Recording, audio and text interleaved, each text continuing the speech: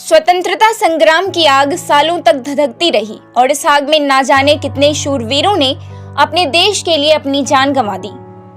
आज हम आपको एक ऐसे ही योद्धा और शूरवीर की कहानी बताने जा रहे हैं जिन्होंने उस उम्र में अंग्रेजों के छक्के छुड़ा दिए जिस उम्र में लोग लाठी के सहारे भी सही से नहीं चल पाते। हम बात कर रहे हैं 1857 के स्वतंत्रता संग्राम के एक ऐसे गुमनाम नायक की जिसकी लोकप्रियता मात्र क्षेत्रीय होकर रह गई है। बाबू वीर कुंवर सिंह के नाम से जाना जाने वाला ये बूढ़ा शेर अंग्रेजों के साथ लड़ते हुए अपने क्षेत्र को आजाद करने वाला एकमात्र शासक था। उन्होंने जगदीशपुर के अपने किले से ब्रिटिश झंडे को उतारकर अपना झंडा फहराते हुए इस किले को फतह कर लिया था। साल 1777 में बिहार के भोजपुर जिले के जगदीशपुर में जन्मे बाबू वीर कुंवर सिंह के पिता साहबजादा सिंह राजा भोज के वंशजों में से थे। 1826 में पिता की मृत्यु के बाद कुंवर सिंह जगदीशपुर के तालुकदार बने। कुंवर सिंह बचपन से ही बहुत वीर योद्धा थे। वो गुरिल्ला युद्ध शैली में बहुत कुशल थे।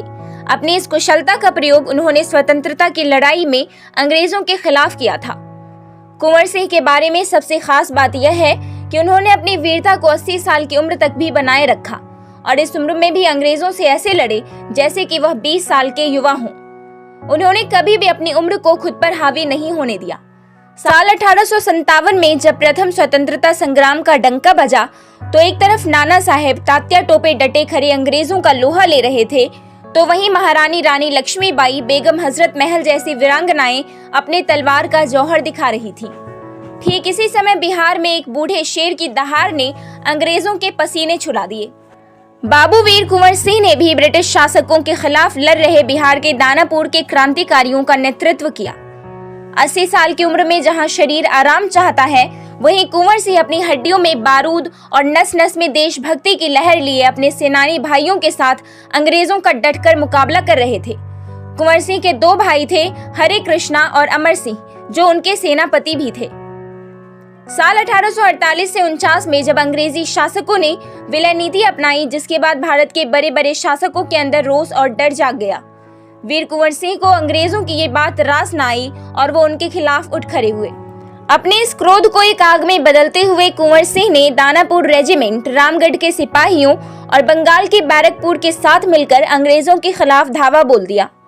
दूसरी तरफ मेरठ, लखनऊ, इलाहाबाद, कानपुर, झांसी और दिल्ली में भी अंग्रेजों के खिलाफ विद्रोह जोर पकड़ने लगा।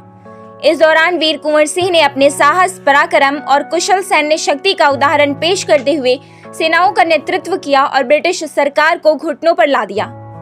उन्होंने अपने पराक्रम से आरा शहर, जगदीशपुर तथा आजमगढ़ आजाद करवाया। ये कुंवर सिंह ही थे जिनके कारण अंग्रेजी हुकूमत के बीच आजमगढ़ 81 दिनों तक आजाद रहा था। 1958 में जगदीशपुर के किले पर अंग्रेजों का झंडा उखाड़कर अपना झंडा फहराने के बाद बाबू वीर कुंवर सिंह अपनी पलटन के साथ बलिया के पास शिवपुरी घाट से गंगा कश्तियों में नदी पार कर रहे थे। इस बात की भनक अंग्रेजों को लग चुकी थी और उन्होंने मौका देखते हुए बिना किसी सूचना के वीर कुंवर सिंह को घेर लिया और उन पर गोलीबारी करने लगे। इसी गोलीबारी में कुंवर सिंह के बाएं हाथ में गोली लग गई। बाह में लगी गोली का जहर पूरे शरीर में फैलता जा रहा था। दूसरी तरफ कुंवर सिंह ये नहीं चाहते थे कि उनका शरीर जिंदा या मुर्दा अंग्रेजों के हाथ लगे। इसी सोच के साथ उन्होंने अपनी तलवार से अपनी वह बाह काट दी जिस पर गोली लगी थी और उसे गंगा नदी को समर्पित कर दिया। इसके बाद वो एक ही हाथ से अंग्रेजों का सामना करते रहे। घायल अवस्था में होने के बावजूद उनकी हिम्मत नहीं टूटी और न ही वो अंग्रेजों के हाथ आए।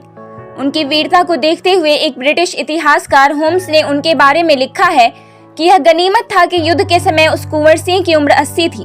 अगर वो जवान होते तो शायद अंग्रेजों को 1857 में ही भारत छोड़ना पड़ता। 23 अप्रैल 1858 को वह अंग्रेजों को धूल चटाकर अपने महल में वापस लौटे, लेकिन उनका घाव इतना गहरा हो चुका था कि वो बच ना सके। 26 अप्रैल 1858 को इस बूढ़े शेर ने दुनिया को अलविदा कह दिया।